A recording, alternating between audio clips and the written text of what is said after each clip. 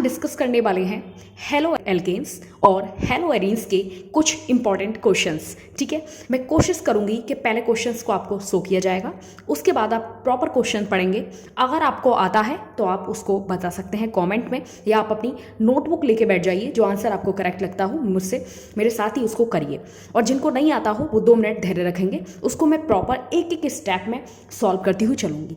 सबसे पहली बात, मैंने इसमें ये पूरी तरह फोकस किया है कि जो कमज़ोर बच्चे होते हैं उनको भी स्टेप बाय स्टेप करके समझाया जाए। ऐसी बात नहीं है कि मेरा कंटेंट ही न्यू है, एक एक स्टेप आपको समझाया जाए। चलिए पहले क्वेश्चन की तरफ हम बढ़ते हैं। क्वेश्चन नंबर पहला है कि C2H5I एल्कोहलिक KOH, जो कि एरो पे लिखा है, इससे X बनता है और ये Br2 से रिएक्ट करके बाई बनाता है और बाई KCN से रिएक्ट करके Z बनाता है। ठीक है, आपने क्वेश्चन देख लिया, पॉज कर लीजिए, पहले आप ट्राई कीजिए आंसर क्या होगा। सबसे पहले आप मुझे बताइए कि C2H5 ने किससे रिएक्ट किया है? एल्कोहलिक KOH से। ठीक, C2H5 रिएक्ट करता है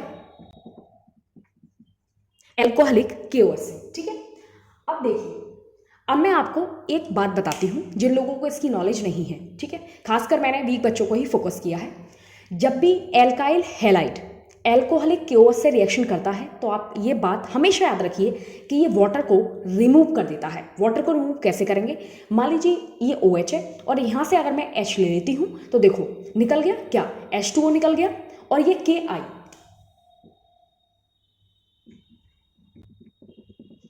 बन गया। ये बात क्लियर हो गई, KI निकल गया, H2O निकल गया और C2H4 का नाम है इथाइलीन, ये आपको पता है। ठीक है, तो X की जगह इथाइलीन बन गया। नेक्स्ट हम आगे बढ़ते हैं। अब इसने जो मुझे X मिला है, क्या है? C2H4, इसने रिएक्ट किया है Br2 से। अब मैं इसको ओपन करके दिखा सकती हूँ। देखो, मैंने यहाँ तक भी, जब मैं ऑफलाइन बच्चों को पढ़ाती हूँ तो ये तक प्रॉब्लम्स आती हैं कि उनको स्ट्रक्चर्स तक नहीं बनाने आते, तो मैं आपको स्ट्रक्चर्स भी बताती हूँ। ठीक है, कोई ज़रूरी नहीं है कि H आप ऐसी लगाएं, इधर साइड भी लगा सकते हैं, इधर साइड भी लगा सकते हैं। कार्बन की बैलेंसी होती है 4, जो कि इस वक्त है 3, 1 2 3। इसकी काउंट करेंगे 1 2 3, मैं बीच में एक बॉन्ड लगा देती हूँ। अब आप बताइए, 4 हो गए। इसको मैं ऐसे भी लिख सकती हूँ, CS2 डबल बॉन्ड CS2, इसको उठाइए, इससे रिएक्ट कराया है Br2। अब मैं आपको एक बहुत मस्त बात बताती हूँ। आपके मन में ऐसा लगता होगा कि दीदी आपने C2H4 बनाया था तो आप ऐसे ही कंटिन्यू कर लीजिए। नहीं, जब मैं रिएक्शन एक स्ट्रक्चर फॉर्म में, जब मैं इसको प्रॉपर लिखूंगी तो मुझे रिएक्शन करने में बड़ी आसानी होगी। एक बात आपको बताती हूँ, जितने भी डबल बॉन्ड और ट्रिपल बॉन्ड स्ट्रक्चर्स होते हैं, कंपाउंड्स होते हैं, वो हमेशा एडिशन रिएक्शन देते हैं। एडिशन का मतलब है कुछ भी रिमूव नहीं होगा, केवल ऐड होगा। अब आपको Br को ऐड कर देना चाहिए। एक Br यहाँ लगा देते हैं और एक Br यहाँ लगा देते हैं। अगर मैंने गलत किया है तो इसको एक चेक कर लेते हैं। कार्बन की बैलेंसी 4 होती है, 2 यहाँ से, 1 यहाँ से, 1 यहाँ से, हो गई 4, same as in this, right. अब आपने बना लिया C2H2Br, CTH2Br। अब इसको उठाइएगा और इसकी रिएक्शन KCN से कराइएगा। अब आपको फिर से एक चीज़ बताती हूँ, KCN रिएक्ट कैसे करेगा। देखिए, ये जो Br है ये इसके साथ डिस्प्लेसमेंट रिएक्शन देता है, CN इसके स्थान पे लग जाएगा, Br रिमूव हो जाएगा, same as in this, right. अब आपने कितने Br रिमूव करे? 2। तो अगर मैं 2 से मल्टीप्लाई कर दूँ तो 2 मेरे पास CN हो जाएंगे, जो कि एक यहाँ काम में आ जाएगा और एक यहाँ। मुझे उम्मीद है कि आपको रिएक्शन पूरी तरह समझ में आ गई होगी। टाइम तो थोड़ा सा लगा, लेकिन आपको एक एक बात समझ में आ गई होगी। अब आप खुद ही पहचान लीजिए, आंसर है इसका, बताइए B, राइट। बढ़ते हैं।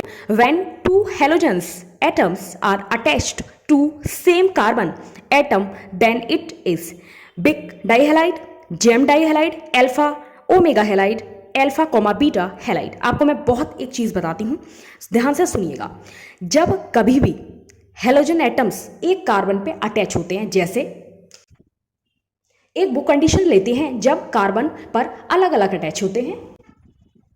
आपके सामने मैंने 2 कंपाउंड शो किए हैं, एक में एक कार्बन पे दोनों Cl हैं, ठीक है, दूसरे पर दोनों अलग अलग हैं। आप मुझे बताइए इन दोनों में डिफरेंस है? आप कहेंगे जी हाँ डिफरेंस है, एक में सेम है और एक में अलग अलग है। अब देखिए, इसका आंसर तो जेम है, जिन्होंने सेकंड लगाया है वो राइट है। अब मैं आपको साथ ही साथ एक ट्रिक बता देती हूँ। जिन कार्बन पर दोनों हेलोजन एक ही कार्बन पर लगे होते हैं हम उनको जेम बोलते हैं, अलग अलग वालों को विसिनल यानी कि शॉर्ट में बिग बोलते हैं। अब मैं आपको ट्रिक जो बताने वाली थी वो सुनना। बोलो जेम, एम आ गया, बोलो सेम, एम आ गया तो जेम सेम, तो सेम कार्बन पे होगा तो जेम होगा। ये ऐसे करके कुछ याद रख लीजिए। In the following sequence of reactions, इसमें C2H5Br AgCN से रिएक्ट करता है, X कंपाउंड बनाता है। X कंपाउंड जो बनता है उसका हम रिडक्शन कराते हैं और बाई बन जाता है। ऑप्शंस आपके सामने मौजूद हैं, लेकिन मैं आपको एक एक स्टेप फिर से एक्सप्लेन करूंगी। पहले C2H5Br को पकड़, साथ में मैं यहाँ पे कोशिश करूंगी कि कास KCN आ जाए, क्योंकि इनसे ज़्यादा बाहर आपके में रिएक्शन आनी है नहीं। कि कास KCN आ जाए तो क्या होगा, ये 2 से पॉसिबल ज़्यादा रहती है आपके बोर्ड में। तो पहले मैं KCN का केस समझाती हूँ, ध्यान से सुनना। अगर कि AgN का केस है, AgCN का केस है, तो हमेशा याद रखना क्या कंपाउंड बनता है, आइसोसाइनाइड। अब यहाँ पे KCN होता तो हम यहाँ पे साइनाइड बोल रहे होते। ये बात क्लियर हो गई। यानी कि जो X बनाए उस C2H5 को बोलते हैं इथाइल, NC को बोलते हैं आइसोसाइनाइड। तो आप मुझे बताइए इसका नाम हो गया इथाइल आइसोसाइनाइड। बिल्कुल क्लियर। अब आपने X बना लिया, मुझे उम्मीद है। अब इसका रिडक्शन कीजिएगा।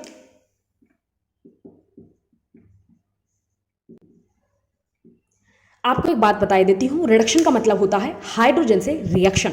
इसमें करते क्या है, इसमें आप हाइड्रोजन पकड़ा दीजिए। आप कहोगे दीदी हम इसमें हाइड्रोजन किसको पकड़ाएं, तो देखो C2H5 तो पूरी तरह कंप्लीट है, आप N और C को यहाँ पे H दे दीजिएगा। चलिए देते हैं। अब मैं आपको एक बात बताने वाली हूँ, बड़े ध्यान से सुनना। मैंने N पे केवल एक H लगाया है और C पर 3 H लगाए हैं, क्योंकि नाइट्रोजन की बैलेंसी 3 होती है, एक यहाँ से पूरी हो जाएगी, ठीक है। और मैं इसको मैंने H लगाया है, एक इससे पूरी हो जाएगी। तो आप बताना कि कितनी बैलेंसी हो गई, 3, और कार्बन की पूरी तरह 4 है। अब ध्यान से सुनना, ऐसी जो कंपाउंड्स होते हैं जिसमें N बीच में आता है, तो आप याद रखना उनको सेकेंडरी अमीन्स बोलते हैं, जो आगे बात करेंगे। चलिए, तो मैं ज़्यादा इसमें नहीं आपको डेप्थ में ले जा रही। तो आप मुझे बताइए इसका नाम क्या होगा। ध्यान से सुनना, ये अमीन्स है, ये वाला अमीन है, ठीक है। ये मिथाइल है, ये इथाइल है।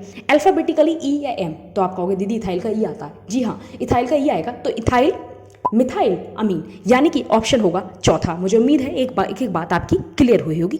बढ़ते हैं आगे। Best method for the conversion of an alcohol into an alkyl chloride is by treating the alcohol with, यानी कि मैं आपको ऐसा कौन सा मेथड बताऊं जो एल्काइल क्लोराइड बनाने के लिए बहुत बढ़िया है, बहुत प्योर है, बेस्ट है, जिसमें एल्कोहल को हम किसके साथ ट्रीट करें। आप ये रट लीजिए, इस बात को याद कर लीजिए। ये आपके एनसीईआरटी में सीधी लाइन है। थर्ड ऑप्शन है SOCl2 इन प्रेजेंस ऑफ प्रीडिन। याद कर लीजिए, इससे प्योर मिलती है आपको। Methyl bromide react with AgF to give methyl fluoride and AgBr. This reaction is called Falkenstein reaction, Schwarz reaction, Fittig reaction, Wurtz reaction. ये क्वेश्चन पूरी जिंदगी ना भूलोगे, बस आप मेरे साथ समझ लेना। उसने बोला मिथाइल ब्रोमाइड रिएक्ट विद, चलिए उठा लेते हैं। तो मिथाइल ब्रोमाइड को उठाते हैं, होगी। अब आप कहोगे इसमें कौन सी बड़ी बात है, हमें याद है फिल्किंस्टीन है। हाँ जी, बहुत बड़ी बात है, लेकिन कुछ ऐसे बच्चे होंगे जिनको ये पता होगा, लगता होगा कि भैया बड़े कंफ्यूज होते हैं, हमें कोई ट्रिक बता दो। मैं आपको बताती हूँ। फिटिक और वुड्स रिएक्शन ऐसी रिएक्शंस हैं जो कि ईथर के प्रेजेंस में होती हैं। तो उम्मीद है कि C और D तो नहीं होगा, A और B में आपको कंफ्यूजन होगा। इसकी ट्रिक मस्त बताने वाली हूँ।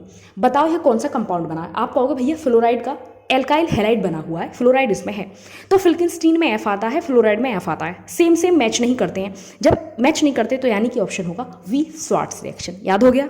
Phenyl magnesium bromide react with tertiary butanol, the product would be. मुझे उम्मीद है कि जब ये रिएक्शन आप पढ़ोगे तो सबसे बड़ी बात आपके सामने ये आएगी कि भैया टर्सरी ब्यूटेनॉल को फॉर्मूला बताइए ना। ये डाउट सबसे ज़्यादा आपके सामने आएगा।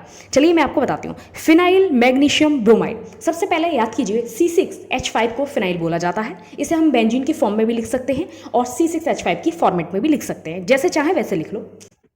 ऐसे लिख सकते हैं C6H5 को, आप ऐसे लिख सकते हैं। चलिए मैं ये वाला फॉर्मेट उठा लेती हूँ। फिनाइल मैग्नीशियम ब्रोमाइड किससे रिएक्ट करता है, टर्सरी ब्यूटेनॉल से। अब देखो बहुत बढ़िया बात बताने वाली हूँ। टर्सरी उठा लो, तुम ये भूल जाओ कि टर्सरी ब्यूटेनॉल बोला है। आप ये बताओ टर्सरी अल्कोहल किससे कहते हैं। आप कहोगे भैया इसमें OH ऐसे कार्बन से अटैच होता है जो कार्बन 3 कार्बन से अटैच होता है। ऐसी करो बिल्कुल। चलिए बैलेंस कंप्लीट कर लेते हैं। अब आप देखो बिल्कुल कंप्लीट सब कुछ। आप कहोगे बिल्कुल, पढ़ो जरा। टर्सरी की कंडीशन फॉलो कर दी, हाँ जी। ब्यूटेनॉल कितने कार्बन है, 1 2 3 4, कंडीशन क्लियर है। और OH को आप जानते हैं IUPAC में लगाते हैं ऑल, राइट। चलिए सॉल्व करते हैं, बहुत आसान है। इसमें क्या होता है, बेंजीन बनती है, ये पॉजिटिव ये नेगेटिव ऑक्सीजन, ठीक है। इसमें मैग्नीशियम पॉजिटिव होता है। तो अब मुझे सोच के बताना, जो मैग्नीशियम वाला पार्ट है वो O के पास आ जाएगा या नहीं, या फिर ऐसे कह दीजिए O नेगेटिव है तो H भी पॉजिटिव होगा। तो पहले रिएक्शन चलते हैं आगे, ठीक है। अब तुम कहोगे आपने H कैसे लगा दिया, जब ये मैं उठा के यहाँ पे लगाऊंगी तो ये बॉन्ड खाली रह जाएगा और यहाँ लगा दूंगी मैं H। अब नाम बताइए इसका, आप कहेंगे आंसर है benzene. Chloroform with KOH in presence of primary aromatic amine is called. ये बात आप बिल्कुल याद कर लीजिए, ये होती है कार्बेल एमीन रिएक्शन। बहुत सिंपल रिएक्शन है, ये समझ लो, ये सबसे चहीती बोर्ड एग्जाम की रिएक्शन साइनाइड टेस्ट कहते हैं। और बड़ी स्मेल का एक कंपाउंड इसमें बनता है, करके दिखाते हैं आपको।